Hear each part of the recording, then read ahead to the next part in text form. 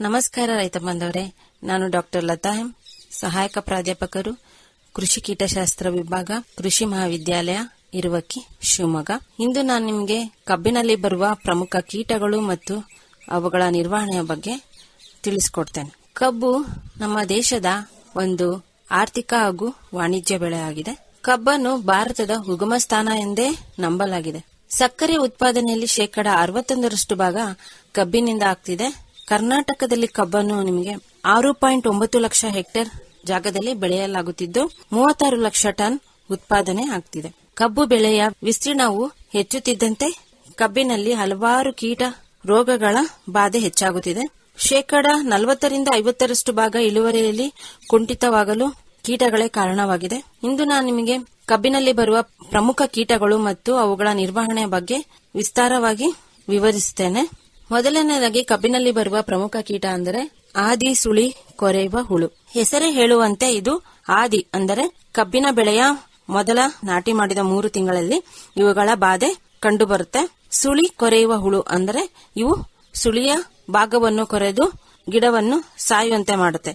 ಆದ್ದರಿಂದ ಇದಕ್ಕೆ ಆದಿ ಸುಳಿ ಕೊರೆಯುವ ಹುಳು ಅಂತ ಕರೆಯುತ್ತಾರೆ. ವೈಜ್ಞಾನಿಕವಾಗಿ ಕೈಲು ಇನ್ಫೆಸ್ಕ್ಯುಟಲಸ್ ಅಂತ ಕರೆಯುತ್ತಾರೆ. ಈ ಹುಳುವು ಅಲ್ಪಾವಧಿ ಕಬ್ಬಿನ ಬೆಳೆಯಲ್ಲಿ ಹೆಚ್ಚಾಗಿ ಕಂಡುಬರುತ್ತೆ. ನಿಮಗೆ ದಕ್ಷಿಣ ಭಾರತದಲ್ಲಿ ಇವುಗಳ ಹಾನಿ ಅಧಿಕವಾಗಿದೆ. ಇವುಗಳ ಜೀವನ ಚಕ್ರ ಬಗ್ಗೆ ಹೇಳೋದಾದ್ರೆ, ಹೆಣ್ಣು ಪತಂಗ ಏನ್ ಮಾಡುತ್ತೆ, ಎಲೆಯ ಕೆಳಭಾಗದಲ್ಲಿ 300-400 ಮೊಟ್ಟೆಗಳನ್ನು 2-3 ಸಾಲುಗಳಲ್ಲಿ ಇಡುತ್ತೆ.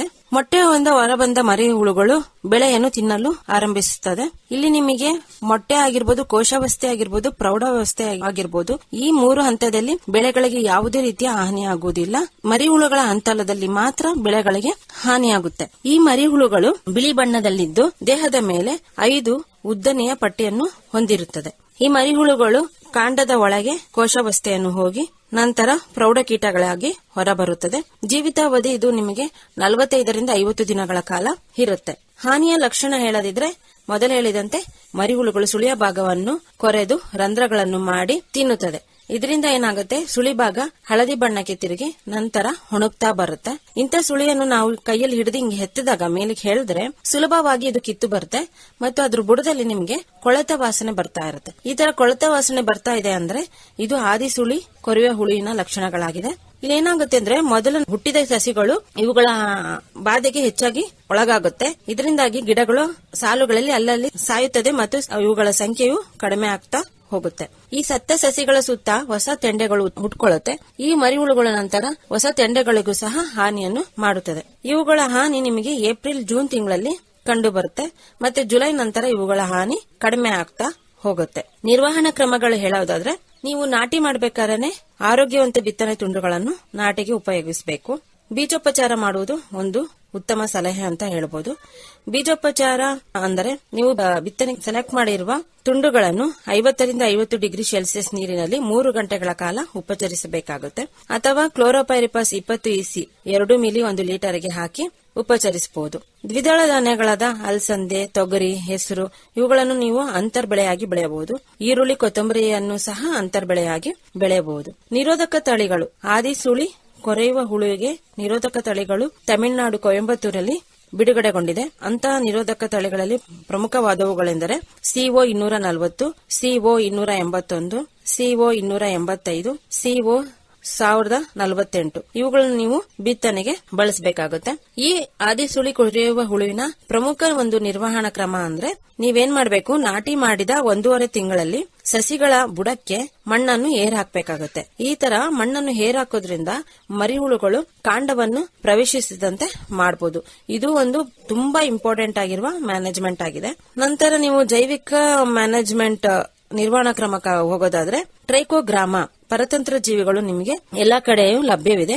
ಈ ಟ್ರೈಕೋಗ್ರಾಮ ಪರತಂತ್ರ ಜೀವಿಗಳನ್ನು ಎಕರೆಗೆ ನಿಮಗೆ 6000ದಂತೆ ಕಬ್ಬನ್ನು ನೆಟ್ಟಿ 4 ವಾರದಿಂದ ತಿಂಗಳಿಗೊಮ್ಮೆ ಬಿಡಬೇಕಾಗುತ್ತೆ. ಇದರಿಂದಾಗಿ ನಿಮಗೆ ಆದಿ ಸುಳಿ ಕೊರೆಯುವ ಹುಳು ಅಲ್ಲದೆ ಇತರ ಕೊರೆಯುವ ಹುಳುಗಳಿಗೂ ಸಹ ಹತೋಟಿಯನ್ನು ನಾವು ಮಾಡಬಹುದು. ಕಬ್ಬಿದ ಒಣಗಿನ ಗರಿಗಳನ್ನು ಏನ್ ಮಾಡಬೇಕು, ಗದ್ದೆಯಲ್ಲಿ ಅಲ್ಲಲ್ಲಿ ಕೂಡಿ ಹಾಕಿ ಅವುಗಳಿಗೆ ಪತಂಗಗಳು ಆಕರ್ಷಿಸುವಂತೆ ಮಾಡಬೇಕಾಗುತ್ತೆ. ಅಂತಹ ಪತಂಗಗಳನ್ನು ಹಿಡಿದು ನೀವು ಕೊಲ್ಲಬೇಕಾಗುತ್ತೆ. ಆಮೇಲೆ ಈ ಹುಳುಗಳ ಹಾವಳಿಯಿಂದ ಪೈರಿನ ಮೊದಲನೇ ಗರಿಯನ್ನು ಕೀಳುವುದರಿಂದಲೂ ಸಹ ಎಳೆಯ ರಕ್ಷಾ ಕವಚದಲ್ಲಿರುವ ಹುಳುಗಳು ಕಾಂಡವನ್ನು ಪ್ರವೇಶಿಸದಂತೆ ತಡೆಗಟ್ಟಬಹುದು.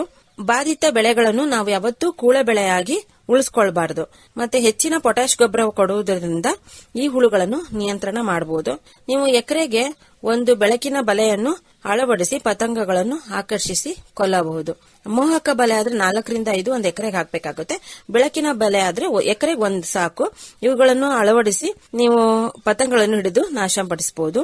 ಈ ಆದಿಸುಳಿ ಕೊರೆಯುವ ಹುಳುಗಂತಾನೆ ಗ್ರಾನುಲೋಸಿಸ್ ವೈರಾಣು 100 LE ಈ ವೈರಾಣು ಸಿಗುತ್ತೆ. ಇದನ್ನು ನೀವು ಸಿಂಪಡಿಸಿ ಸಹ ಈ ಕೀಟಗಳನ್ನು ಹತೋಟಿಗೆ ತರಬಹುದು. ರಾಸಾಯನಿಕ ಕೀಟನಾಶಕಗಳಂತ ಹೋಗೋದಿದ್ರೆ ಓಲ್ಡ್ ಕೆಮಿಕಲ್ ಅಂದ್ರೆ ನಿಮಗೆ ಕ್ಲೋರೋಪೆರಿಪಸ್ ಸಿಗತ್ತೆ. 2 ಮಿಲಿ 1 ಲೀಟರ್ಗೆ ಹಾಕಿ ಸಿಂಪಡಿಸಬಹುದು.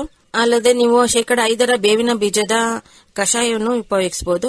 ಅಥವಾ ಇತರ ಬೇವಾಧಾರಿತ ಕೀಟನಾಶಕಗಳಂತ ಅಂದ್ರೆ ಗ್ರೋನೀಮು, ನೀಮಾಜಾಲ್, ಎಕೋಕು, ನಿಂಬಿಸಿಡಿನ್ ಈ ತರ ನಿಮಗೆ ಬೇರೆ ಬೇವಾಧಾರಿತ ಕೀಟನಾಶಕಗಳು ಮಾರುಕಟ್ಟೆಯಲ್ಲಿ ಲಭ್ಯವಿದೆ. ಇವು ನಿಮಗೆ ಇಂಥ ಬೇವಾಧಾರಿತ ಕೀಟನಾಶಕವನ್ನು 2 ರಿಂದ 3 ಮಿಲಿ 1 ಲೀಟರ್ಗೆ ಹಾಕಿ ಸಿಂಪರಣೆ ಮಾಡಬಹುದು. ನಂತರ ಎರಡನೆಯ ಪ್ರಮುಖ ಕೀಟ, ಕಬ್ಬನ್ನು ಬಾಧಿಸುವ ಪ್ರಮುಖ ಕೀಟ ಅಂದ್ರೆ ಅಂತರಗೆಣ್ಣು ಕೊರೆಯುವ ಹುಳು. ಇದು ಸಹ ಹೆಸರು ಹೇಳುವಂತೆ ಗೆಣ್ಣುಗಳ ಅಂತರದಲ್ಲಿ ಈ ಮರಿಹುಳುಗಳು ಕಬ್ಬನ್ನು ಕೊರೆಯುತ್ತದೆ. ಈ ಕೀಟಗಳು ನಿಮಗೆ ನಾಟಿ ಮಾಡಿದ 3 ರಿಂದ 4 ತಿಂಗಳ ನಂತರ ಬರುತ್ತೆ. ಆದಿಸುಳಿ ಕೊರೆಯುವ ಹುಳು ನಿಮಗೆ ಏಪ್ರಿಲ್ ಮೇ ತಿಂಗಳಲ್ಲಿ ಬಂದ್ರೆ ಇವು ಜುಲೈ ನಂತರ ಬೆಳೆಗಳಿಗೆ ಹಾನಿಯನ್ನು ಮಾಡುತ್ತದೆ. 80% ಹುಳುಗಳು ನೀವು ತುದಿಯ 5 ಗೆಣ್ಣುಗಳ ಮಧ್ಯೆ ನೀವು ನೋಡಬಹುದು. ಮೇಲಿನ ತುದಿ ಇರುತ್ತಲ್ವ ಗೆಣ್ಣುಗಳು, ಅಲ್ಲೇ ನಿಮಗೆ 80% ಮರಿ ಹುಳುಗಳು ಕಂಡು ಬರುತ್ತೆ. ಅವುಗಳನ್ನು ಸಹ ಹಿಡಿದು ನೀವು ಸಾಯಿಸಬಹುದು. ಇವುಗಳ ಜೀವನ ಚಕ್ರಕ್ಕೆ ಬರೋದಾದ್ರೆ ಹೆಣ್ಣು ಪತಂಗಗಳು ಕಡುಕಂದು ಬಣ್ಣ ಹೊಂದಿರುತ್ತೆ. ಆದಿಸುಳಿ ಕೊರೆಯುವ ಹುಳು ಕೆಳಭಾಗದಲ್ಲಿ ಮೊಟ್ಟೆ ಇಟ್ರೆ, ಈ ಅಂತರ್ಗೆಣ್ಣು ಕೊರೆಯುವ ಹುಳು ಎಲೆಯ ಮೇಲ್ಭಾಗದಲ್ಲಿ ಸುಮಾರು 400 ಮೊಟ್ಟೆಗಳನ್ನು ಇಡುತ್ತದೆ. ಈ ಮರಿ ಹುಳುಗಳು ಹೇಗಿರುತ್ತೆ ಅಂದ್ರೆ ಇವು ಸಹ ಬೆಳ್ಳಗಿರುತ್ತೆ. ಇದರ ದೇಹದ ಮೇಲೆ ನೇರಳೆ ಅಥವಾ ಗುಲಾಬಿ ಬಣ್ಣದ 4 ಪಟ್ಟೆಗಳನ್ನು ಹೊಂದಿರುತ್ತೆ. ಇವುಗಳು ಕೋಶಾವಸ್ಥೆಯನ್ನು ಎಲೆಗಳಲ್ಲಿ ಹೋಗುತ್ತೆ. 7 ರಿಂದ 10 ದಿನಗಳು ಕೋಶಾವಸ್ಥೆಯಲ್ಲಿ ಇರುತ್ತೆ. ನಂತರ ಪತಂಗಗಳಾಗಿ ಹೊರಬರುತ್ತೆ.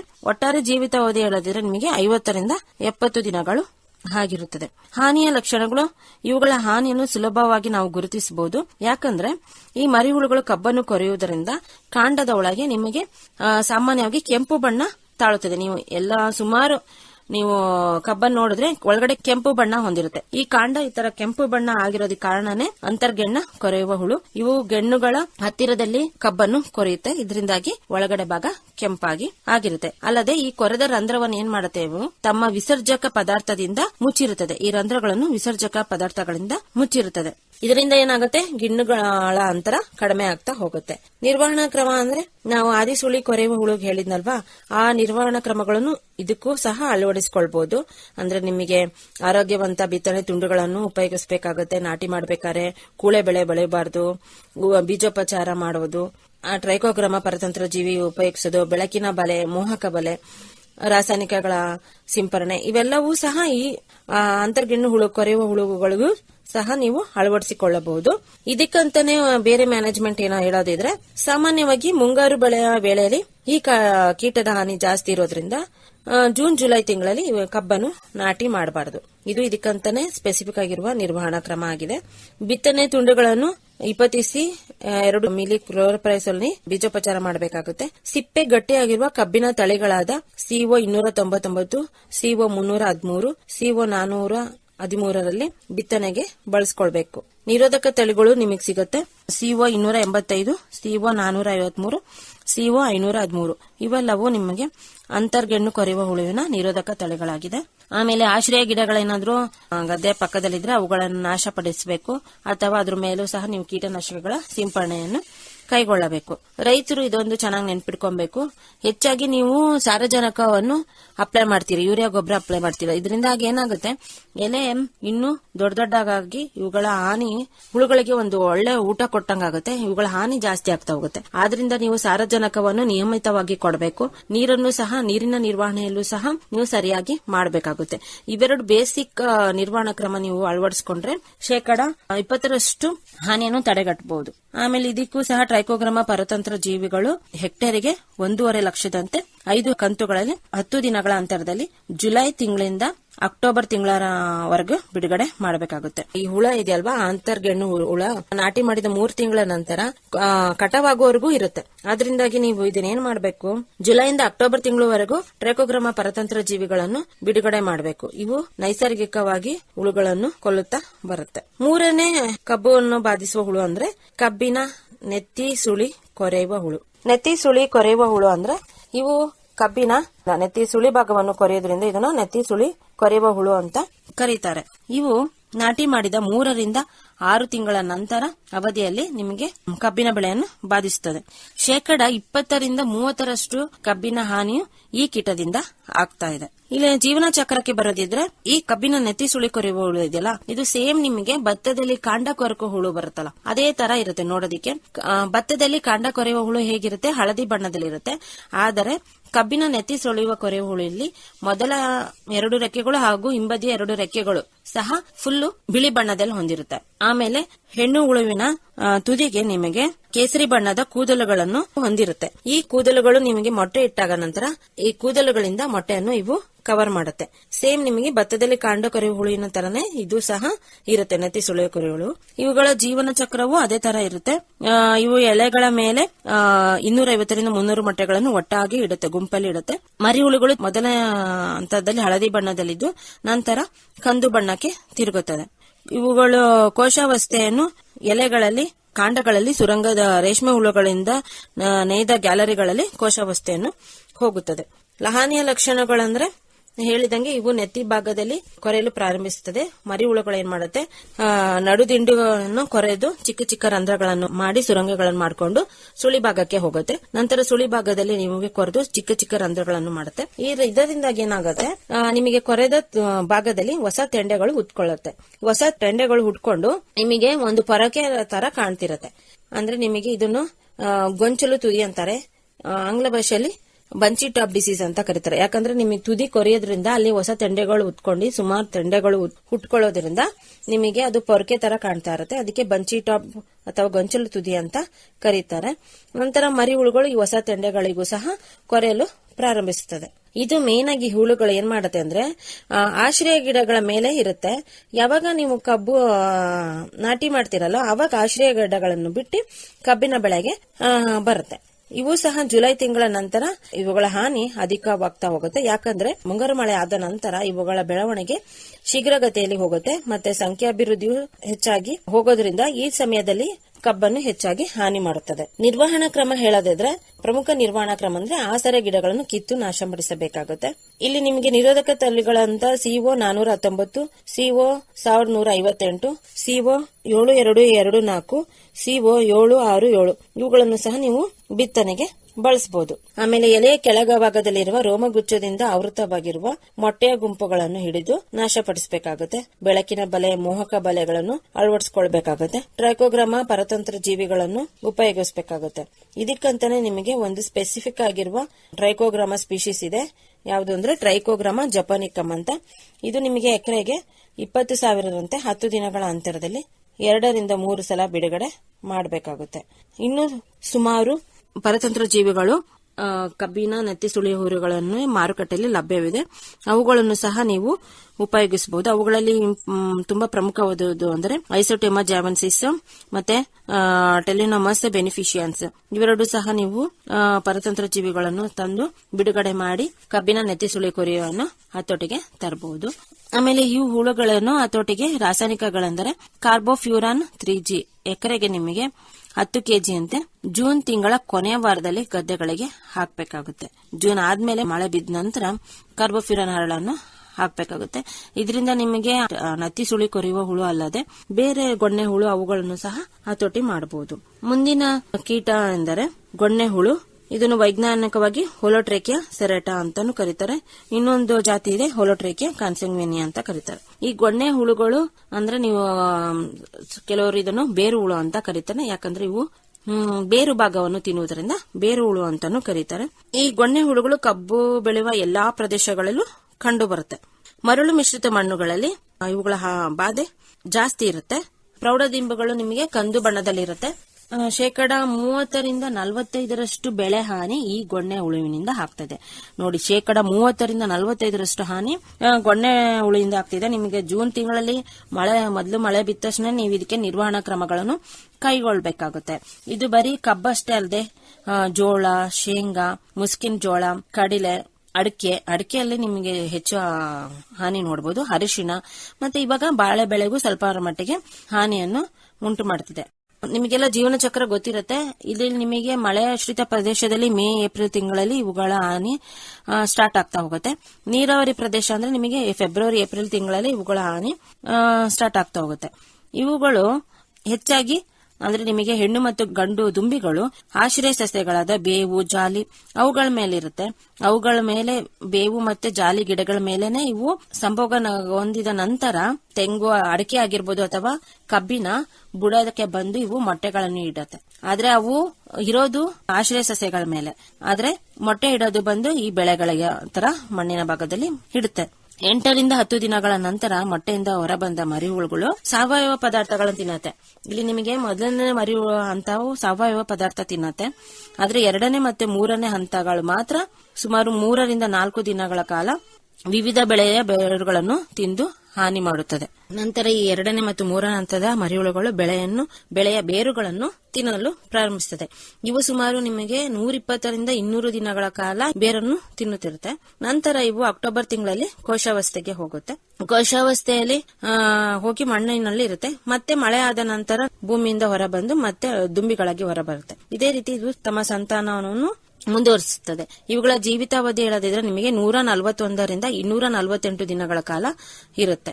ಹಾನಿಯ ಲಕ್ಷಣ ಅಂದ್ರೆ ಬೇರು ಹುಳು, ಹೆಸರು ಹೇಳದಂತೆ ಇವು ಭೂಮಿಯೊಳಗೆ ಹೋಗಿ ಬೇರನ್ನು ತಿನ್ನೋದ್ರಿಂದ ಏನಾಗುತ್ತೆ, ಗಿಡಕ್ಕೆ ಆಹಾರ ಮತ್ತು ನೀರನ್ನು ಪೋಷಣೆ ಇಲ್ಲದಂತಾಗಿ ಗಿಡ ಏನಾಗುತ್ತೆ, ಒಣಗ್ತಾ ಬರುತ್ತೆ. ಬೇರೆ ಇರೋದಿಲ್ಲ. ಅದರಿಂದಾಗಿ ಗಿಡಗಳೇನಾಗುತ್ತೆ, ನಾವು ಸುಲಭವಾಗಿ ಮುಟ್ಟಿದ್ರೆ ಇದು ಅಲ್ಲಾಡ್ತಿರುತ್ತೆ. ಸಾಧಾರಣ ಗಾಳಿ ಬೀಸಿದ್ರು ಸಹ ಇಂಥ ಗಿಡಗಳು ನೆಲಕ್ಕೆ ಉರುಳಿ ಬೀಳುತ್ತದೆ. ನಿರ್ವಹಣಾ ಕ್ರಮ ಹೇಳೋದಿದ್ರೆ ಇವು ನೀವು ಮೊದಲು ಆಸರೆ ಸಸ್ಯಗಳನ್ನಿರುತ್ತಲ್ವಾ, ಆಸರೆ ಸಸ್ಯಗಳ ಹತ್ರ ಹೋಗಬೇಕಾಗುತ್ತೆ. ಯಾವುದು ಜಮೀನು ಅಥವಾ ಗದ್ದೆ ಸುತ್ತಮುತ್ತ ಇರುತ್ತಲ್ಲ, ಬೇವು, ಜಾಲಿ, ಹುಣಸೆ ಮತ್ತೆ ಪೇರಳೆ ಗಿಡಗಳು ಇಂತ ಆಶ್ರಯ ಸಸ್ಯಗಳ ಹತ್ರ ಸಾಯಂಕಾಲ ನಿಮಗೆ 6 ಗಂಟೆಯಿಂದ 8 ಗಂಟೆ ಅಷ್ಟರಲ್ಲಿ ಹೋಗಿ ಆಶ್ರಯ ಸಸ್ಯಗಳನ್ನು ನೀವು ಒಂದ್ ಸ್ವಲ್ಪ ಶೇಕ್ ಮಾಡಬೇಕಾಗುತ್ತೆ. ಈ ತರ ಅಲ್ಲಾಡ್ಸೋದ್ರಿಂದ ಏನಾಗುತ್ತೆ, ಪ್ರೌಢ ದುಂಬಿಗಳೆಲ್ಲ ಕೆಳಗೆ ಬೀಳುತ್ತೆ. ಅಂತ ದುಂಬಿಗಳನ್ನು ಹಿಡಿದು ಸಾಯಿಸಬೇಕಾಗುತ್ತೆ. ಅಥವಾ ನೀವು ಯಾವ್ದಾದ್ರು ಒಂದು ಕೀಟನಾಶಕಗಳನ್ನು ಇಂತಹ ಆಸರೆ ಸಸ್ಯಗಳಿಗೆ ಕೀಟನಾಶಕಗಳ ಸಿಂಪರಣೆಯನ್ನು ಮಾಡಬಹುದು. ಕ್ಲೋರೋಪೈರಿಫಸ್ 2 ಮಿಲಿ 1 ಲೀಟರ್ಗೆ ಹಾಕಿ ಆಶ್ರಯ ಸಸ್ಯಗಳ ಮೇಲೆ ಸಿಂಪರಣೆ ಮಾಡಬೇಕಾಗುತ್ತೆ. ಇದರಿಂದಾಗಿ ಪ್ರೌಢ ದುಂಬಿಗಳನ್ನು ನಾಶ ಮಾಡಬಹುದು. ಆಮೇಲೆ ಮೊದಲನೇ ಮಳೆ ಆದ ನಂತರನೇ ಏನ್ ಮಾಡಬೇಕು, ಏಪ್ರಿಲ್ ಮೇ ತಿಂಗಳಲ್ಲಿ ಎಕರೆಗೆ ಒಂದರಂತೆ ಬೆಳಕಿನ ಬಲೆಯನ್ನು ಅಳವಡಿಸಿಕೊಳ್ಬೇಕಾಗತ್ತೆ. ಇದರಿಂದ ಏನಾಗುತ್ತೆ, ದುಂಬಿಗಳೆಲ್ಲ ಆಕರ್ಷಿಸಿಕೊಳ್ಳುತ್ತೆ. ಇದರಿಂದ ನಿಮಗೆ ಶೇಕಡ 20% ಹತೋಟಿಯನ್ನು ಈ ಬೆಳಕಿನ ಬಲೆ ಉಪಯೋಗಿಸಿ ಮಾಡಬಹುದಾಗುತ್ತೆ. ಅಥವಾ ಬೆಳಕಿನ ಬಲೆ ಹತ್ರ ನಿಮಗೆ ಒಂದು ಬಿಳಿ ಪಂಚೆನು ಅಥವಾ ಬಿಳಿ ಬಟ್ಟೆಯನ್ನು ಒಂದು 2 ಮರ ಸಂಜೆ ಹೊತ್ತು ಹಿಂಗ್ ಕಟ್ಟಿದ್ರೇನು ಅದಕ್ಕೆಲ್ಲ ಹೊಡೆದಿ ಆ ಬೆಳಕಿಗೆ ಆ ಬಟ್ಟೆಗಳಿಗೆ ಹೊಡೆದಿ ಅವು ಕೆಳಗಡೆ ಬಿದ್ದಿರುತ್ತೆ. ಅಂತಗಳ ಹುಳುಗಳನ್ನು ಸಹ ನೀವು ಹಿಡಿದು ಸಾಯಿಸಬೇಕಾಗತ್ತೆ. ಇವು ನೀವು ಸಂಜೆ ಟೈಮಲ್ಲಿ ಮಾಡಿದ್ರೆ ಇದು ತುಂಬಾ ಹುಳುಗಳನ್ನು ನೀವು ಆಕರ್ಷಿಸಿ ಕೊಲ್ಲಲು ಉಪಯೋಗ ಆಗುತ್ತೆ. ನಂತರ ಈ ಕಬ್ಬಿನ ಕಟಾವಾದ ತಕ್ಷಣನೇ ನೀವೇನ್ ಮಾಡ್ಬೇಕು, ಆಳವಾದ ಉಳುಮೆ ಮಾಡಬೇಕಾಗುತ್ತೆ. ಈಗ ಮಾಡೋದ್ರಿಂದ ಮಣ್ಣಿನಲ್ಲಿರುವ ಕೋಶಾವಸ್ಥೆ ಮೊಟ್ಟೆಗಳನ್ನು ಹಿಡಿದು ಸಾಯಿಸೋದಕ್ಕೆ ತುಂಬಾ ಸಹಾಯವಾಗುತ್ತೆ. ಆಮೇಲೆ ತುಂಬಾ ಬಾಧೆ ಇರುವ ಪ್ರದೇಶದಲ್ಲಿ ಕಬ್ಬು ಕಟಾವಾದ ನಂತರ ಭತ್ತ ಬೆಳೆಯುವುದು ಸೂಕ್ತ ಅಂತ ಹೇಳ್ಬೋದು. ಮರಳು ಮಿಶ್ರಿತ ಮಣ್ಣಿನಲ್ಲಿ ಇವುಗಳ ಹಾವಳಿ ಜಾಸ್ತಿ ಆಗಿರುತ್ತೆ. ಇಂಥ ಮಣ್ಣಿನಲ್ಲಿ ನೀರಾವರಿಯನ್ನು ಚೆನ್ನಾಗಿ ಕೊಟ್ಟು ಹುಳುಗಳನ್ನು ಸಾಯಿಸಬೇಕಾಗುತ್ತೆ. ಕಾರ್ಬೋಫ್ಯೂರಾನ್ 3G ಅನ್ನು ನೀವು ಎಕರೆಗೆ 10 kg ಅಂತೆ ಜೂನ್ ತಿಂಗಳ ಕೊನೆ ವಾರದಲ್ಲಿ ಗದ್ದೆಗೆ ಹಾಕಬೇಕಾಗುತ್ತೆ. ಅಥವಾ ನಿಮಗೆ ಕಾರ್ಬೋಫ್ಯೂರಾನ್ ಇಲ್ಲ ಅಂದ್ರೆ ಕ್ಲೋರೋಪೈರಿಫಸ್ 20 EC ಅನ್ನು 10 ಮಿಲಿ ಅಂತೆ 1 ಲೀಟರ್ಗೆ ಹಾಕಿ ಭೂಮಿಗೆ ಸುರಿಬೇಕಾಗುತ್ತೆ. ಇದರಿಂದಾಗಿ ಭೂಮಿಯಲ್ಲಿರುವ ಮರಿ ಹುಳುಗಳು ಸಹ ಸಹಾಯವಾಗುತ್ತೆ. ಅಲ್ಲದೆ ಮಾರುಕಟ್ಟೆಯಲ್ಲಿ ನಿಮಗೆ ಮೆಟ್ರೈಸಮ್ ಅನಿಸೋಫಿಲೆ ಅಂತ ಶಿಲೀಂಧ್ರ ಸಿಗುತ್ತೆ. ಇದು ನಿಮಗೆ ಎಕರೆಗೆ 5 kg ಹಂಗೆ 1500 ಕಿಲೋಗ್ರಾಂ ಕೊಟ್ಟಿಗೆ ಗೊಬ್ಬರದಲ್ಲಿ ಮಿಶ್ರಣ ಮಾಡಿ ಬೆಳೆಯ ಸಾಲಿನಲ್ಲಿ ಇವುಗಳನ್ನು ಹಾಕಿ ನೀರನ್ನು ಕೊಡಬೇಕಾಗುತ್ತೆ. ಅಂದ್ರೆ ಇದು ನೀವು ಜೂನ್ ತಿಂಗಳಲ್ಲಿ ಮಳೆ ಆದ ತಕ್ಷಣ ಗೊಬ್ಬರ ಕೊಡ್ತಿರಲ್ವಾ, ಆ ಗೊಬ್ಬರ 1,500 kg ಗೊಬ್ಬರದ ಜೊತೆಗೆ 5 kg ಅಷ್ಟು ಈ ಮೆಟ್ರೈಸಮ್ ಅನಿಸೋಫಿಲೆ ಬೆರೆಸಿ ನೀವು ಹಾಕಬೇಕಾಗುತ್ತೆ. ಇದರಿಂದಾಗಿ ಇವು ಮೆಟ್ರೈಸಮ್ ಅನಿಸೋಫಿಲೆ ಇದೆಯಲ್ಲ, ಈ ಶಿಲೀಂಧ್ರವು ನೈಸರ್ಗಿಕವಾಗಿ ಹುಳುಗಳನ್ನು ಹುಡುಕಿ ಅವುಗಳ ಮೇಲೆ ಇವು ಶಿಲೀಂಧ್ರ ಬೆಳೆದು ಹುಳುಗಳನ್ನು ಸಾಯಿಸ್ತವೆ. ನಂತರ ಮುಂದಿನ ಕಬ್ಬು ಬೆಳೆಯಲ್ಲಿ ಬರುವ ಕೀಟ ಅಂದ್ರೆ ಗೆದ್ದಲು ಹುಳುಗಳು. ಈ ಗೆದ್ದಲು ಹುಳುಗಳು ಕಬ್ಬು ಅಷ್ಟೇ ಅಲ್ಲದೆ ನಿಮಗೆ ಎಲ್ಲಾ ಬೆಳೆಯನ್ನು ಸಹ ಬಾಧಿಸುತ್ತದೆ. ಕಬ್ಬಿನಲ್ಲಿ ನಿಮಗೆ ಸುಮಾರು 50ಕ್ಕೂ ಹೆಚ್ಚು ಜಾತಿ ಗೆದ್ದಲು ಹುಳುಗಳು ಬಾಧಿಸುತ್ತದೆ. ಅವುಗಳಲ್ಲಿ ಪ್ರಮುಖವಾದವೆಂದ್ರೆ ಒಡೆಂಟೋಟರ್ಮಸ್ ಒಬೆಸಸ್ ಅಂತ ಒಂದು ಜಾತಿ, ಇನ್ನೊಂದು ಮೈಕ್ರೋಟರ್ಮಸ್ ಒಬೆಸಿ ಅನ್ನೋದೊಂದು ಜಾತಿ. ಇವೆರಡು ಪ್ರಮುಖ ಜಾತಿಗಳಾಗಿದೆ. ಕಬ್ಬಲ್ಲಿ ಇದು ತುಂಬಾ ಗೆದ್ದಲು ಹುಳುಗಳ ಹಾನಿ ತುಂಬಾ ಅಧಿಕವಾಗಿರುತ್ತೆ. ಏನ್ ಮಾಡುತ್ತೆ ಅಂದ್ರೆ ಇವು ಮೊದಲ ಮಳೆ ಆದ ನಂತರ ನಿಮಗೆ ರೆಕ್ಕೆ ಇರುವ ಗೆದ್ದಲು ಹುಳುಗಳು ಬಂದು ಬೆಳಕಿನ ಕಡೆಗೆ ಹೆಚ್ಚಾಗಿ ಆಕರ್ಷಿಸಿಕೊಳ್ಳುತ್ತೆ. ಆ ಬೆಳಕಿನ ಕಡೆಗೆ ಆಕರ್ಷಿಸಿಕೊಂಡು ಈ ಸಮಯದಲ್ಲಿ ಅವು ಸಮ್ಮಿಲನ ಒಂದು ರೆಕ್ಕೆಗಳನ್ನು ಕವಚುತ್ತೆ. ನಂತರ ಇವು ಹೊಸ ಗೂಡನ್ನು ಕಟ್ಟಿಕೊಂಡು ಅಲ್ಲಿ ಜೀವಿಸಲು ಪ್ರಾರಂಭಿಸುತ್ತದೆ. ನಂತರ ರಾಣಿ ಹುಳುಗಳು ಏನ್ ಮಾಡುತ್ತೆ, ಮೊಟ್ಟೆ ಇಡಲು ಪ್ರಾರಂಭಿಸುತ್ತದೆ. ಈ ಹುಳುಗಳು ಹಾನಿಯ ಲಕ್ಷಣ ಅಂದ್ರೆ ಕಬ್ಬು ನಾಟಿ ಮಾಡಿದ ತಕ್ಷಣವೇ ಕಬ್ಬಿನ ಕುಡಿ, ಕಾಂಡ ಮತ್ತೆ ಬೇರು ಹಾಗೂ ಗರಿಗಳನ್ನು ತಿಂದು ನಾಶ ಮಾಡುತ್ತೆ. ಬಿತ್ತನೆ ತುಂಡುಗಳ ಒಳಭಾಗವನ್ನು ಸಂಪೂರ್ಣವಾಗಿ ಇವು ತಿನ್ನುತ್ತೆ. ಅದರಿಂದಾಗಿ ಏನಾಗುತ್ತೆ, ಬಿತ್ತನೆ ತುಂಡುಗಳೆಲ್ಲ ಟೊಳ್ಳಾಗಿರುತ್ತೆ. ಒಳಗಡೆ ನಿಮಗೆ ಮಣ್ಣಿರೋದನ್ನು ನೋಡಬಹುದು. ಮಣ್ಣು ಏನಾದ್ರೂ ಇತ್ತು ನಿಮಗೆ ಅಂದ್ರೆ ಇದು ಪಕ್ಕ ಗೆದ್ದಲು ಹುಳ ಅಂತ ಹೇಳ್ಬಹುದು. ನಂತರ ಏನಾಗುತ್ತೆ, ಕಬ್ಬಿನ ಬೇರು ತಿನ್ನೋದ್ರಿಂದ ಇವು ಕಾಂಡ ಆಗಿರ್ಬೋದು ಎಲೆ ಎಲ್ಲ ಒಣಗಿ ಸೊರಗಿ ಹೋಗುತ್ತೆ. ಗೆದ್ದಲು ಹುಳಿಯಿಂದಾಗಿ ಸರಾಸರಿ ಉತ್ಪಾದನೆಯಲ್ಲಿ 2.5% ನಷ್ಟವಾಗ್ತಾ ಇದೆ ಅಂತ ಹೇಳ್ಬಹುದು. ನಿರ್ವಹಣಾ ಕ್ರಮ ಅಂದ್ರೆ ಹಿಂದಿನ ಬೆಳೆಯ ಉಳಿಕೆಗಳೇನಾದ್ರೂ ಇದ್ರೆ ಅವುಗಳನ್ನು ನಾವು ಸುಡಬೇಕಾಗುತ್ತೆ. ಅಲ್ಲೇ ನಿಮಗೆ ಸುಮಾರು ಗೆದ್ದಲನ್ನು ನಾವು ಹತೋಟಿ ಮಾಡಬಹುದು. ಆಮೇಲೆ ಗದ್ದೆಗಳಿಗೆ ಚೆನ್ನಾಗಿ ಕಳಿತ ಗೊಬ್ಬರಗಳನ್ನೇ ಹಾಕಬೇಕಾಗುತ್ತೆ. ಬಿತ್ತನೆ ಮಾಡುವಾಗ ಬೀಜೋಪಚಾರ ಮಾಡೋದು ತುಂಬಾ ಇಂಪಾರ್ಟೆಂಟ್. ಅದು ಗೆದ್ದಲು ಹುಳುಗಂತೂ ಮಾಡಲೇಬೇಕಾಗುತ್ತೆ. ಈ ಕಬ್ಬಿನ ತುಂಡುಗಳನ್ನು ಕ್ಲೋರೋಪೈರಿಪಾಸ್ 20 EC ನಿಮಗೆ 2 ಮಿಲಿ 1 ಲೀಟರ್ ಅಂತೆ ಹಾಕಿ ಕಬ್ಬನ್ನು ನಾಟಿ ಮಾಡುವ ಮುಂಚೆ ಉಪಚರಿಸಬೇಕಾಗುತ್ತೆ. ಆಮೇಲೆ ಕಬ್ಬಿನ ಗದ್ದೆಯ ಸಮೀಪದಲ್ಲಿರುವ ಗೆದ್ದಲು ಹುಳುಗಳ ಹುತ್ತವನ್ನು ನೀವು ಅಗೆದು ರಾಣಿ ಹುಳುಗಳನ್ನು ಹಿಡಿದು ನಾಶಪಡಿಸಬೇಕಾಗುತ್ತೆ. ಹುತ್ತದಲ್ಲಿ ನಿಮಗೆ ಏನಾದ್ರೂ ತೆರೆದ ಹುತ್ತಗಳಿದ್ದರೆ ಆ ಹುತ್ತದೊಳಗೆ ಅಲ್ಯೂಮಿನಿಯಂ ಫಾಸ್ಫೇಟ್ ಗುಳಿಗೆಗಳು ಸಿಗತ್ತೆ, ಮಾತ್ರೆಗಳು. ಅವುಗಳನ್ನು ಹಾಕಿ ಆ ಹುತ್ತದ ರಂಧ್ರಗಳನ್ನು ನೀವು ಹಸಿ ಮಣ್ಣಿಂದ ಮುಚ್ಚಬೇಕಾಗತ್ತೆ. ಅದರಿಂದಾಗಿ ಅಲ್ಯೂಮಿನಿಯಂ ಫಾಸ್ಫೇಟ್ ಇಂದ ಬರುವ ಒಂದು ಗ್ಯಾಸ್ ಇದೆಯಲ್ವಾ, ಪಾಯ್ಸನ್ ಗ್ಯಾಸ್, ಅದು ಹೊರಗಡೆ ಹೋಗೋದಿಲ್ಲ. ಆ ರಂಧ್ರಗಳನ್ನು ಮುಚ್ಚೋದು ಇಂಪಾರ್ಟೆಂಟ್ ಆಗಿರುತ್ತೆ. ಅಥವಾ ಕ್ಲೋರೋಪೈರಿಪಾಸ್ 5 ಮಿಲಿ 1 ಲೀಟರಿಗೆ ಹಾಕಿ ಆ ದ್ರಾವಣವನ್ನು ಹುತ್ತದೊಳಗೆ ಸುರಿದು ನಂತರ ರಂಧ್ರಗಳನ್ನು ಮುಚ್ಚಬೇಕಾಗತ್ತೆ. ಇದು ಗೆದ್ದಲು ಹುಳುಗಳ ಪ್ರಮುಖ ನಿರ್ವಹಣಾ ಕ್ರಮ ಅಂತ ಹೇಳ್ಬೋದು. ಇತ್ತೀಚಿನ ದಿನಗಳಲ್ಲಿ ಕಬ್ಬಿನಗಳಿಗೆ ಹೆಚ್ಚಾಗಿ ಬಾಧಿಸುತ್ತಿರುವುದು ಅಂದ್ರೆ ರಸ ಹೀರುವ ಕೀಟಗಳು. ನಿಮಗೆ 5 ರಿಂದ 10 ರಸ ಹೀರುವ ಕೀಟಗಳು ಬರುತ್ತೆ, ಕಬ್ಬನ್ನು ಹೆಚ್ಚಾಗಿ ಬಾಧಿಸುತ್ತಿದೆ. ಅವುಗಳಲ್ಲಿ ನಿಮಗೆ ತೆಂಗಿಗೆ ಬಂದಂಗೆ ಇದರಲ್ಲೂ ಸಹ ಕಬ್ಬಿನಲ್ಲೂ ಸಹ ಬಿಳಿ ನೊಣ ಇರುತ್ತೆ.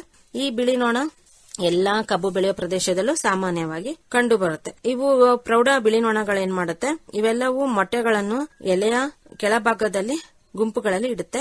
ಇಲ್ಲಿ ನಿಮಗೆ ಅಪ್ಸರ ಕೀಟಗಳು ಮತ್ತೆ ಪ್ರೌಢ ಕೀಟಗಳು ಎರಡೂ ಸಹ ಹಾನಿಯ ಹಂತಗಳಾಗಿದೆ. ಈ ಅಪ್ಸರ ಕೀಟಗಳು ಮತ್ತೆ ಪ್ರೌಢ ಕೀಟಗಳು ಎಲೆಯ ಕೆಳಭಾಗದಲ್ಲಿ ಕೂತು ರಸವನ್ನು ಹೀರುತ್ತೆ.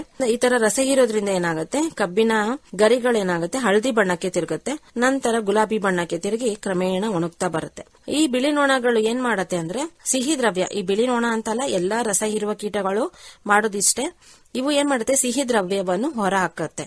ಈ ಸಿಹಿ ದ್ರವ್ಯದಿಂದ ಏನಾಗುತ್ತೆ, ಕಪ್ಪು ಶಿಲೀಂಧ್ರ, ಕಪ್ಪು ಬೂಸ್ಟ್ ಅಂತೀವಲ್ಲ, ಅವು ನಿಮಗೆ ಎಲೆಯ ಮೇಲ್ಭಾಗದಲ್ಲಿ ಆವೃತ್ತಿಗೊಳ್ಳುತ್ತೆ. ಈ ತರ ಕಪ್ಪು ಬೂಸ್ಟ್ ಎಲೆಯ ಮೇಲ್ಭಾಗದಲ್ಲಿ ಆವೃತಗೊಂಡು ದ್ಯುತಿ ಸಂಶ್ಲೇಷಣೆ ಕ್ರಿಯೆಗೆ ಅಡಚಣೆ ಮಾಡುತ್ತೆ. ಇದರಿಂದಾಗಿ ನಿಮಗೆ ಪತ್ರಹರಿತಿನ ಅಂಶ ಕಡಿಮೆಯಾಗಿ ಗಿಡ ಸಾಯುತ್ತಾ ಬರುತ್ತೆ. ಈ ಹುಳುಗಳನ್ನು ಅಥವಾ ರಸ ಇರುವ ಕೀಟಗಳನ್ನು ನೀವು ನಿರ್ವಹಣಾ ಕ್ರಮ ಅಂದ್ರೆ ಬಾಧಿತ ಒಣಗಿದ ಗರಿಗಳನ್ನು ಕೋಶಗಳ ಸಮೇತ ಹಿಡಿದು ನಾಶಪಡಿಸಬೇಕಾಗುತ್ತೆ. ಇಮಿಡಾಕ್ಲೋಪ್ರಿಡ್ ಕೀಟನಾಶಕ ತುಂಬಾ ಚೆನ್ನಾಗಿ ಕೆಲಸ ಮಾಡುತ್ತೆ. ಇದು ನಿಮಗೆ 0.3 ಮಿಲಿ 1 ಲೀಟರಿಗೆ ಹಾಕಿ ಸಿಂಪಡಣೆ ಮಾಡಬೇಕು. ಅದರಲ್ಲಿ ನಿಮಗೆ 2 ಇಮಿಡಾಕ್ಲೋಪ್ರಿಡ್ 2 ಫಾರ್ಮುಲೇಷನ್ ಇರುತ್ತೆ. 17.8 SL ಇಮಿಡಾಕ್ಲೋಪ್ರಿಡ್ ಅದನ್ನು 0.3 ಮಿಲಿ 1 ಲೀಟರ್ಗೆ ಹಾಕಿ ಸಿಂಪಡಣೆ ಮಾಡಬೇಕು. ಅಥವಾ 1.7 ಮಿಲಿ ಡೈಮೆಥವೇಟ್ 30 ECಯನ್ನು ಸಹ ಪ್ರತಿ ಲೀಟರ್ಗೆ ಹಾಕಿ ಸಿಂಪರಣೆಯನ್ನು ಮಾಡಬಹುದು. ಗುಲಾಬಿ ಹಿಟ್ಟು ತೆಗಣೆ ಅಂತ ಬರುತ್ತೆ, ಆ ಹುಳುಗಳನ್ನು ಸಹ ಇದೇ ನಿರ್ವಹಣಾ ಕ್ರಮವನ್ನು ಅಳವಡಿಸಿ ಹತೋಟಿಗೆ ತರಬಹುದು. ನಂತರ ಇವಾಗ ಎಲ್ಲಾ ಕಬ್ಬಿನಲ್ಲಿ ಬರುವ ಶಲ್ಕ ಕೀಟ ಸ್ಕೇಲ್ಸ್ ಅಂತೀವಿ. ನಿಮಗೆ ಇದೊಂದು ಆರ್ನಮೆಂಟಲ್ ಪ್ಲಾಂಟ್ಸ್ಗೂ ಬರ್ತಾ ಇದೆ. ಎಲ್ಲಾ ಗಿಡಗಳಿಗೂ ಸ್ಕೇಲ್ಸ್ ತುಂಬಾ ಹಾನಿಯನ್ನು ಉಂಟು ಮಾಡ್ತಿದೆ. ಇದು ಸಹ ಹಾನಿಯ ಲಕ್ಷಣಗಳಂದ್ರೆ ಈ ಶಲ್ಕ ಕೀಟಗಳನ್ನು ನೀವು ಹೇಗೆ ಗುರುತಿಸುವುದು ಅಂದ್ರೆ ಇವು ಅಂಡಾಕಾರದಲ್ಲಿ ಇರುತ್ತೆ. ಹೆಣ್ಣು ಶಲ್ಕ ಕೀಟಗಳು ಅಂಡಾಕಾರದಲ್ಲಿದ್ದು ಬೂದು, ಕಪ್ಪು ಅಥವಾ ಕಂದು ಬಣ್ಣದಲ್ಲಿ ಕೂಡಿರುತ್ತೆ. ಇವು ಗುಂಪುಗಳಲ್ಲಿ ಎಲೆಗಳಿಗೆ ಅಂಟ್ಕೊಂಡಿರುತ್ತೆ. ಆಮೇಲೆ ಇವು ಪಾರ್ಥಿನೋಜೆನೆಸಿಸ್ ಅಂತಾನೆ ಅಂದ್ರೆ ನಿಮಗೆ ಇದಕ್ಕೆ ಗಂಡು ಕೀಟಗಳು ಬೇಕಾಗಿರಲ್ಲ, ಹೆಣ್ಣು ಕೀಟವೇ ತಾನೇ ವಂಶಾಭಿವೃದ್ಧಿಯನ್ನು ಮಾಡೋದ್ರಿಂದ ಇವುಗಳ ಅಧಿಕ ಸಂಖ್ಯೆಯಲ್ಲಿ ಬೆಳೆಗಳನ್ನು ಬಾಧಿಸುತ್ತದೆ. ಅಪ್ಸರೆ ಮತ್ತು ಪ್ರೌಢ ಕೀಟಗಳು ಎಲೆಯ ಕೆಳಭಾಗದಲ್ಲಿ ಕುತ್ತು ಕಬ್ಬನ್ನು ರಸ ಇರುವುದರಿಂದ ಎಲೆಯ ಗರಿಗಳೆಲ್ಲ ಏನಾಗುತ್ತೆ ಹಳದಿ ಬಣ್ಣಕ್ಕೆ ತಿರುಗಿ ನಂತರ ಗಿಡಗಳು ಸಾಯುತ್ತೆ. ಇಲ್ಲಿ ಶಲ್ಕ ಕೀಟಗಳು ಏನ್ ಮಾಡುತ್ತೆ ಅಂದ್ರೆ ಇಂಪಾರ್ಟೆಂಟ್ ಇದ್ರದ್ದು ಹಾನಿ ಏನು ಅಂದ್ರೆ ಇವು ಕಬ್ಬಿನ ಕಾಂಡದ ಮೇಲೆ ಕುತ್ಕೊಳ್ಳುತ್ತೆ, ಗರಿಗಳ ಮೇಲೂ ಕೂಳುತ್ತೆ, ಆದ್ರೆ ಕಬ್ಬಿನ ಕಾಂಡದ ಮೇಲೆ ಕೂರುತ್ತೆ. ನಿಮಗೆ ಬಿಳಿ ನೊಣ ಅವೆಲ್ಲವೂ ಎಲೆ ಗರಿಗಳ ಮೇಲೆ ಇರುತ್ತೆ, ಆದ್ರೆ ಶಲ್ಕ ಕೀಟ ಎಲೆಗಳ ಜೊತೆಗೆ ಕಾಂಡದ ಮೇಲೆ ಕುತ್ಕೊಂಡು ರಸ ಇರುತ್ತೆ. ಅದರಿಂದಾಗಿ ಏನಾಗುತ್ತೆ ಕಾಂಡದಿಂದ ರಸವನ್ನು ಡೈರೆಕ್ಟ್ ಆಗಿ ಇರೋದ್ರಿಂದಾಗಿ ಕಬ್ಬಿನಲ್ಲಿ ಏನಾಗುತ್ತೆ ಸುಕ್ರೋಸ್ ಅಥವಾ ಸಕ್ಕರೆ ಅಂಶ ಕಡಿಮೆ ಆಗುತ್ತೆ. ನಿಮಗೆ ಸಕ್ಕರೆ ಅಂಶ ಇರೋದೇ ಇಲ್ಲ ಅಂತ ಕಬ್ಬುಗಳು ಜೊಳ್ಳಾಗಿರುತ್ತೆ, ಒಂಥರ ಡ್ರೈ ಆಗಿರುತ್ತೆ, ಶ್ರಿಂಕ್ ಆಗಿರುತ್ತೆ, ಒಣಗಿದ ತರ ಇರುತ್ತೆ. ನಿಮ್ಗೆ ನೋಡಿದ್ರೆ ಗೊತ್ತಾಗ್ಬಿಡುತ್ತೆ ಇದು ಶಲ್ಕ ಕೀಟದ ಲಕ್ಷಣ ಅಂತ. ಸಕ್ಕರೆ ಅಂಶ ನಿಮಗೇನು ಸಿಗೋದೇ ಇಲ್ಲ, ಇಳುವರಿಯೂ ಸಹ ಕುಂಠಿತಗೊಳ್ಳುತ್ತೆ. ನಿರ್ವಹಣಾ ಕ್ರಮ ಅಂದ್ರೆ ಆರೋಗ್ಯಕರ ಬಿತ್ತನೆ ತುಂಡುಗಳನ್ನು ಆಯ್ಕೆ ಮಾಡಬೇಕು, ಮತ್ತೆ ಅದು ಹೇಳಿದಾಗೆ ಕ್ಲೋರೋಪೈರಿಫಾಸ್ ಇಂದ ಬೀಜೋಪಚಾರ ಮಾಡಬೇಕಾಗುತ್ತೆ. ಕೂಳೆ ಬೆಳೆಯನ್ನು ಯಾವುದೇ ಕಾರಣಕ್ಕೂ ಬೆಳೆಬಾರದು. ಆಮೇಲೆ ಒಣಗಿದ ಗರಿಗಳನ್ನು ನಿಮಗೆ 150ರಿಂದ 250 ದಿನಗಳ ಅಂತರದಲ್ಲಿ ತೆಗೆದು ಸ್ವಚ್ಛ ಮಾಡಬೇಕಾಗುತ್ತೆ. ನಿರೋಧಕ ತಳಿಗಳಂದ್ರೆ ನಿಮಗೆ CO 617, CO 678, CO 1132ಗಳನ್ನು ಬಿತ್ತನೆಗೆ ಬಳಸಬೇಕು. ಆಮೇಲೆ ಶಲ್ಕ ಕೀಟಗಳಿಗೆ ಒಂದು ಪರಾವಲಂಬಿ ಹುಳುಗಳು ಅಂದ್ರೆ ಕುಲಗಂಜಿಗಳು, ಲೇಡಿ ಬರ್ಡ್ ಬೀಟಲ್ ಅಂತ ಕರೀತಾರಲ್ಲ, ಈ ಗುಲಗಂಜಿ ಹುಳುಗಳನ್ನು ನೀವು ನಿಮಗೆ ಬೆಂಗಳೂರಿನಲ್ಲಿ NBIR ಅಲ್ಲೂ ಇವು ಗುಲಗಂಜಿ ಹುಳುಗಳು ಲಭ್ಯವಿದೆ. ಮಾರುಕಟ್ಟೆಯಲ್ಲೂ ಕೆಲವು ಕಡೆ ಇವು ಲಭ್ಯವಿದೆ. ಇವುಗಳನ್ನು ಗದ್ದೆಯಲ್ಲಿ ಇರುವಂತೆ ಮತ್ತೆ ನೈಸರ್ಗಿಕವಾಗಿ ಇವು ಗದ್ದೆಯಲ್ಲಿ ಇರೋದ್ರಿಂದ ಇವುಗಳ ಸಂಖ್ಯೆಯನ್ನು ಗದ್ದೆಯಲ್ಲಿ ಇರುವಂತೆ ಕಾಪಾಡಿಕೊಳ್ಬೇಕಾಗುತ್ತೆ. ಕೀಟನಾಶಕಗಳಿಗೆ ಬರೋದಾದ್ರೆ 0.3 ಮಿಲಿ ಇಮಿಡಾಕ್ಲೋಪ್ರಿಡ್ 17.8 SL ಅನ್ನು 1 ಲೀಟರ್ ನೀರಿಗೆ ಬೆರೆಸಿ ಸಿಂಪಡಣೆ ಮಾಡುವುದರಿಂದ ಈ ಶಲ್ಕ ಕೀಟಗಳನ್ನು, ಬಿಳಿ ನೊಣ ಮತ್ತೆ ಗುಲಾಬಿ ಬಣ್ಣದ ಕೀಟಗಳು ಅವುಗಳನ್ನು ಗುಲಾಬಿ ಹಿಟ್ಟು ತಿಗಣೆಯನ್ನು ಹತೋಟಿ ಮಾಡಬಹುದು. ಮುಂದಿನ ಹುಳ ಬಗ್ಗೆ ಹೇಳೋದಾದ್ರೆ ಪೈರಿಲಾ ಪರ್ಪಸಿಲ್ಲಾ ಅಂತ ಕರೀತಾರೆ. ವೈಜ್ಞಾನಿಕವಾಗಿ ಪೈರಿಲಾ ಹುಳ ಅಂತಾನೂ ಕರೀತಾರೆ, ಏರೋಪ್ಲೇನ್ ಹುಳ ಅಂತಾನೂ ಕರೀತಾರೆ, ಕಬ್ಬಿನ ಜಿಗಿ ಹುಳ ಅಂತಾನೂ ಕರೀತಾರೆ. ಈ ಪೈರಿಲಾ ಹುಳ ಇದೆಯಲ್ವಾ, ಕಬ್ಬು ಅಷ್ಟೇ ಅಲ್ಲದೆ ಇತ್ತೀಚಿನ ದಿನಗಳಲ್ಲಿ ನಿಮಗೆ ಜೋಳದಲ್ಲೂ ಸಹ ತುಂಬಾ ಹಾನಿಯನ್ನು ಕಾಣ್ತಿದೀವಿ. ಜೋಳ, ಗೋಧಿ, ಭತ್ತ, ಮಾವು ಮತ್ತೆ ಓಟ್ಸ್, ಬಾರ್ಲಿಯಲ್ಲೂ ಸಹ ಇವುಗಳ ಹಾನಿ ಅಧಿಕವಾಗಿರುತ್ತೆ. ಈ ಹುಳನ್ನು ನಾವು ಗುರುತಿಸುವುದು ತುಂಬಾ ಈಸಿ, ಯಾಕಂದ್ರೆ ಇಂಗ್ಲಿಷ್ ಅಕ್ಷರದಲ್ಲಿನ ವೈ ಅಕ್ಷರದಂತೆ ಇವುಗಳ ರೆಕ್ಕೆ ಇರುತ್ತೆ. ಇಂಗ್ಲಿಷ್ ಅಕ್ಷರದಲ್ಲ ವೈ ಇರುತ್ತಲ್ವಾ, ಆ ತರ ಇದ್ರ ರೆಕ್ಕೆ ಸಣ್ಣಕ್ಕೆ ಈ ತರ ವೈ ಶೇಪ್ ಅಲ್ಲೇ ಇರುತ್ತೆ. ಇವು ಮೊದಲ ಬಾರಿಗೆ ಪಂಜಾಬ್, ಉತ್ತರ ಪ್ರದೇಶ, ಬಿಹಾರ ಮತ್ತು ಮಹಾರಾಷ್ಟ್ರಗಳಲ್ಲಿ ಹೆಚ್ಚಿನ ಹಾನಿ ಉಂಟು ಮಾಡ್ತಿತ್ತು. ಇತ್ತೀಚಿನ ದಿನಗಳಲ್ಲಿ ಇವು ಕಬ್ಬನ್ನು ಸಹ ಹಾನಿಯನ್ನು ಮಾಡುತ್ತಿದೆ. ಈ ಹುಳುಗಳ ಹಾನಿಯು ಬೇರೆ ರಸ ಇರುವ ಕೀಟಗಳ ತರನೇ ಇರುತ್ತೆ. ಅಪ್ಸರೆ ಮತ್ತೆ ಪ್ರೌಢ ಕೀಟಗಳು ಎಲೆಗಳಿಂದ ಸತತವಾಗಿ ರಸವನ್ನು ಹೀರುತ್ತೆ. ಇದರಿಂದಾಗಿ ಕಬ್ಬಿನ ಬೆಳವಣಿಗೆ ಕುಂಠಿತಗೊಂಡು ಸಕ್ಕರೆ ಅಂಶವು ಕಡಿಮೆ ಆಗುತ್ತೆ. ಇವು ಸಹ ಸಿಹಿ ದ್ರವ್ಯವನ್ನು, ಸಿಹಿ ಅಂಟನ್ನು ಹೊರಹಾಕೋದ್ರಿಂದ ಕಪ್ಪು ಬೂಸ್ಟ್ ಎಲೆ ಮೇಲೆ ಆವೃತ್ತಿಕೊಂಡು ದ್ಯುತಿ ಸಂಶ್ಲೇಷಣೆ ಕ್ರಿಯೆಗೆ ಹಾನಿಯುಂಟು ಮಾಡುತ್ತದೆ. ಇವುಗಳ ನಿರ್ವಹಣಾ ಕ್ರಮ ಹೇಳೋದಿದ್ರೆ ಕೂಳೆ ಬೆಳೆಯನ್ನು ನಾವು ಯಾವತ್ತೂ ಮಾಡಬಾರದು. ಆಮೇಲೆ ಕಬ್ಬಿನ ಬೆಳೆ ಕಟಾವಾದ ಕೂಡಲೇ ಕಬ್ಬಿನ ಉಳಿಕೆಯನ್ನು ಬಿಡಬಾರ್ದು, ಎಲ್ಲ ಸುಟ್ಟಾಕ್ಬೇಕಾಗುತ್ತೆ. ಯಾಕಂದ್ರೆ ಅವುಗಳೆಲ್ಲ ನಿಮಗೆ ಮರಿ ಹುಳುಗಳು, ಮೊಟ್ಟೆಗಳು ಎಲ್ಲ ಇರೋದ್ರಿಂದ ಅವುಗಳನ್ನ ಸುಟ್ಟಾಕೋದ್ರಿಂದ ನಿಮಗೆ 20% ನಿರ್ವಹಣೆಯನ್ನು ಅದರಿಂದ ಮಾಡಬಹುದು. ಪೈರಿಲ್ಲಗಂತಾನೆ ಒಂದು ಶತ್ರು ಕೀಟ ಇದೆ. ಇದು ಒಂದು ಪತಂಗ ಜಾತಿಗೆ ಸೇರಿದ ಶತ್ರು ಕೀಟ ಆಗಿದೆ. ಈ ಪೈರಿಲ್ಲ ಅನ್ನೋದು ಒಂದು ನಿಮಗೆ ಸಣ್ಣ ಹೆಮಿಪ್ಟೆರಾ ಗುಂಪಿಗೆ ಸೇರಿದ ಸಣ್ಣ ಜಿಗಿ ಹುಳು. ಆದ್ರೆ ಇದನ್ನು ತಿನ್ನುವ ಪರತಂತ್ರ ಹುಳು ಒಂದು ಪತಂಗ ಜಾತಿಗೆ ಸೇರಿದೆ. ಅದನ್ನ ಎಪಿರಿಕ್ರೇನಿಯಾ ಅಂತ ಕರೀತಾರೆ. ಇವು ಸಹ ಅದೇ NBIR ಅಲ್ಲಿ ಬೆಂಗಳೂರಲ್ಲಿ ಲಭ್ಯವಿದೆ.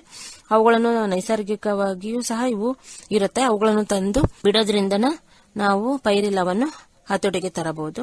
ಅಥವಾ ಬೇವು ಆಧಾರಿತ ಕೀಟನಾಶಕಗಳು ಹೇಳಿದ್ನಲ್ಲ, ನಿಮಗೆ ನಿಂಬಿಸಿಡಿನ್ ಆಗಿರ್ಬೋದು, ನೀಮಜಾಲ್ ಆಗಿರ್ಬೋದು, ಅವುಗಳನ್ನು 1 ಲೀಟರ್ಗೆ 2ರಿಂದ 3 ಮಿಲಿ ಅಂತ ಹಾಕಿ ಸಿಂಪಡಣೆ ಮಾಡಬಹುದು. 5% ಬೇವಿನ ಬೀಜದ ಕಷಾಯವನ್ನು ಹಾಕಿ ಸಹ ಈ ಹುಳುಗಳನ್ನು ಹತೋಟಿ ಮಾಡಬಹುದು. ಮುಂದಿನ ಕಬ್ಬಿನಲ್ಲಿ ಬರುವ ಬೇರೆ ಹುಳ ಯಾವುದು ಅಂತ ನೋಡೋಣ. ಕಬ್ಬಿನಲ್ಲಿ ಉಣ್ಣೆ ಹೇನು ಅಂತ ಇದೆಯಲ್ವಾ, ಇವು ನೋಡಿ ನಿಮಗೆ ಉಣ್ಣೆ ಏನಿದೆಯಲ್ಲ, ಇವು ಭಾರತದಲ್ಲಿ 1974ರಲ್ಲಿ ಫಸ್ಟ್ ಟೈಮ್ ಹಾನಿ ಮಾಡಿದ್ದು. ಎಲ್ಲಿತ್ತು ಅಂದ್ರೆ ಇದು 1974ರಲ್ಲಿ ಅಸ್ಸಾಮು, ನಾಗಾಲ್ಯಾಂಡ್, ಸಿಕ್ಕಿಮು, ತ್ರಿಪುರ, ಉತ್ತರ ಪ್ರದೇಶ ಮತ್ತು ಪಶ್ಚಿಮ ಬಂಗಾಳದಲ್ಲಿ ಕಾಣಿಸ್ಕೊಂತ. ಆ ಟೈಮಲ್ಲಿ ನಿಮಗೆ ಭಾರತದ ಉತ್ತರ ಭಾಗದಲ್ಲಿ ಹೆಚ್ಚಾಗಿ ಕಾಣಿಸ್ಕೊಂತು. ಅದೇ ನಿಮಗೆ ಕರ್ನಾಟಕದಲ್ಲಿ 2003ರಲ್ಲಿ ಫಸ್ಟ್ ಟೈಮ್ ಇದ್ರದ್ದು ಬಾಧೆ ಕಾಣಿಸ್ಕೊಂತು. 2004ರಲ್ಲಿ ಮಂಡ್ಯ ಜಿಲ್ಲೆಯಲ್ಲಿ ಇವುಗಳ ಹಾನಿ ಅಧಿಕವಾಗಿತ್ತು. ಇವಾಗ ಇದು ನೀವೆಲ್ಲಾ ಕಡೆನೂ ನೋಡಬಹುದು. ಇಲ್ಲೂ ಸಹ ಪ್ರೌಢ ಮತ್ತು ಅಪ್ಸರ ಕೀಟಗಳು ಎಲೆಯ ಕೆಳಭಾಗದಲ್ಲಿ ಕೂತ್ಕೊಂಡು ರಸವನ್ನು ಹೀರುತ್ತೆ. ಎಲೆಗಳು ಹಳದಿ ಬಣ್ಣಕ್ಕೆ ತಿರುಗಿ ಗಿಡದ ಬೆಳವಣಿಗೆ ಕುಂಠಿತಗೊಳ್ತಾ ಹೋಗುತ್ತೆ.